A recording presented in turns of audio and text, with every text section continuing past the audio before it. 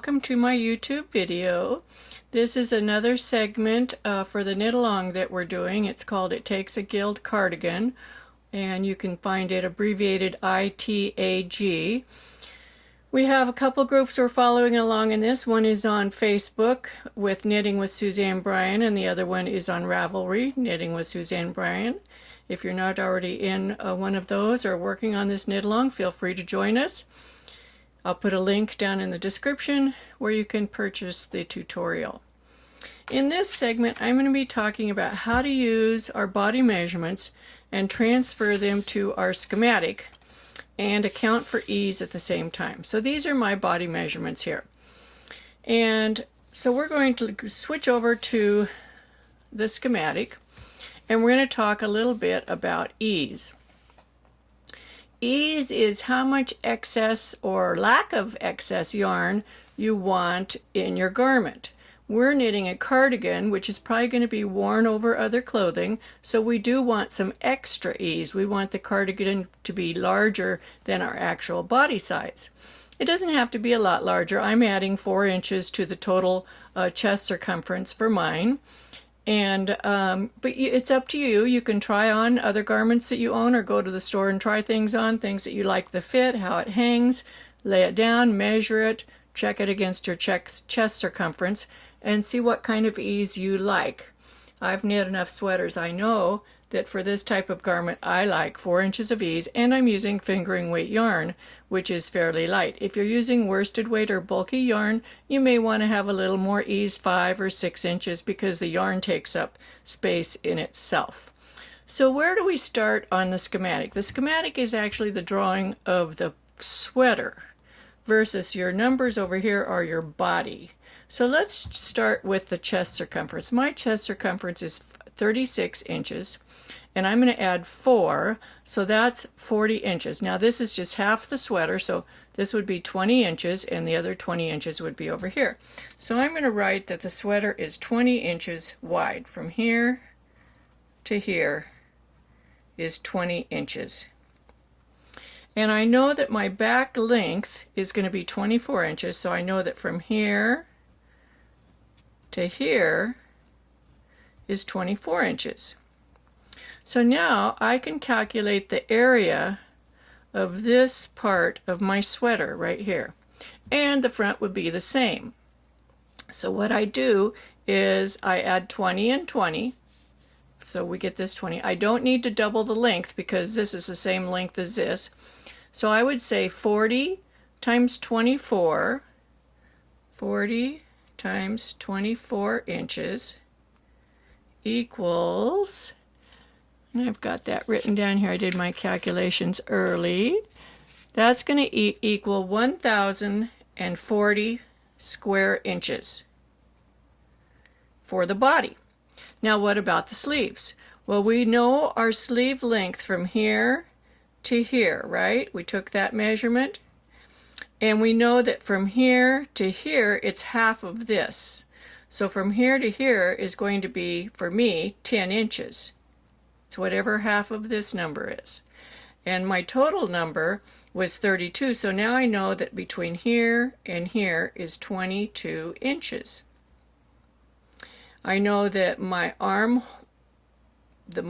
arm circumference was 12.5, and I'm going to add 2 inches there for ease. So I'm going to say that that's 14.5 from here to here. And my wrist is 6. I'm going to add 2 inches to that, so I'm going to say it's 8. Now that is the whole circumference number. It's not just the half that we see here. It's the whole circumference, like this is what those numbers are. And if you took this one, this 14.5, and put it over here, drew it in, and our 8 and put it here, you would have a rectangle. Do you see that? And we know that that rectangle is 22 inches wide, and 8 plus 14.5 is 22.5 in width. So 22.5 times 22 equals 495. So the square area of this area is 495 square inches. So we'll add that over here, $4.95.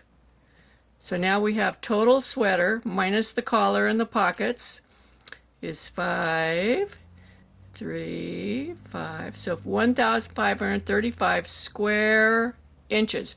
I'll have a little cheat sheet for you to fill out in the pattern, the written pattern that you get, so you can do this math.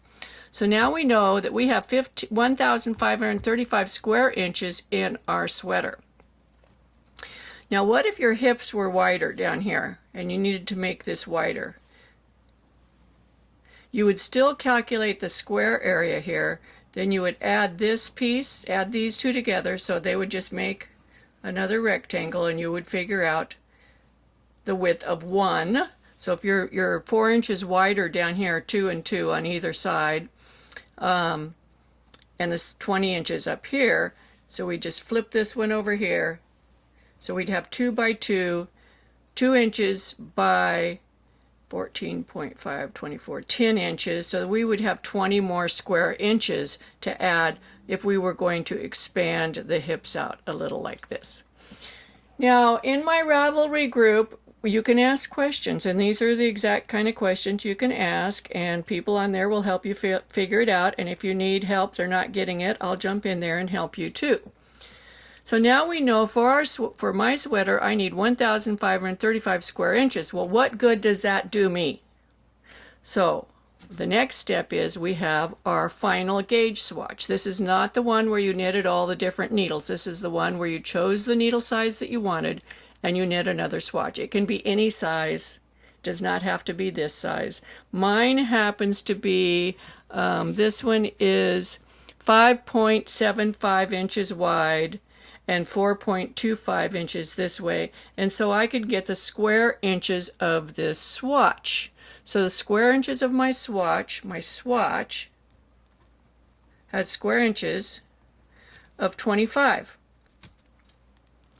And then we can weigh it. So I have my scale, and I weighed this, and it weighs 7.2 grams weight.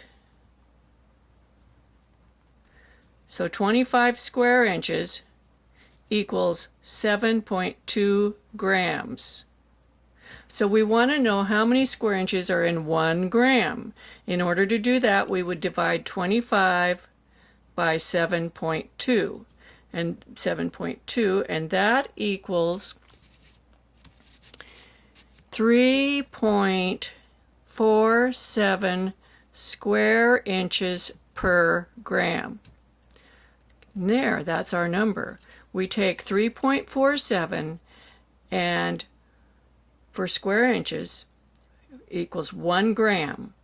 So we want to know how many grams are in here. So we would divide 1535 divided by 3.47, and that equals 442 grams. And we know that there's usually 100 grams in 1 skein of yarn, right? Equals 1 skein. So I need 5 skeins.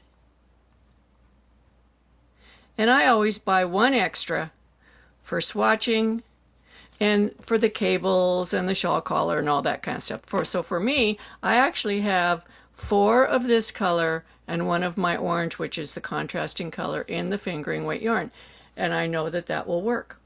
So this will all be written out, the math. I'll have the step through the processes in the handout that you're going to get with this, and you can calculate how much yarn you're going to need. This seems like a lot of math, but it's not all that complicated. It's super useful, and as we go through these sweater processes, I hope to do more sweaters, you'll be developing schematics for yourself. You'll know how many square inches you have in your sweaters, and you can use these over and over and over, and you can use it for any weight yarn. And if my swatch were worsted weight yarn, I'd go through the same process for the swatch and weighing it, and then I could calculate how much worsted weight yarn I would need. Now, if you don't have a scale that measures grams at home, you can go to the grocery store, and you know how they have that scale at the checkout? Use that scale. It's very, very accurate.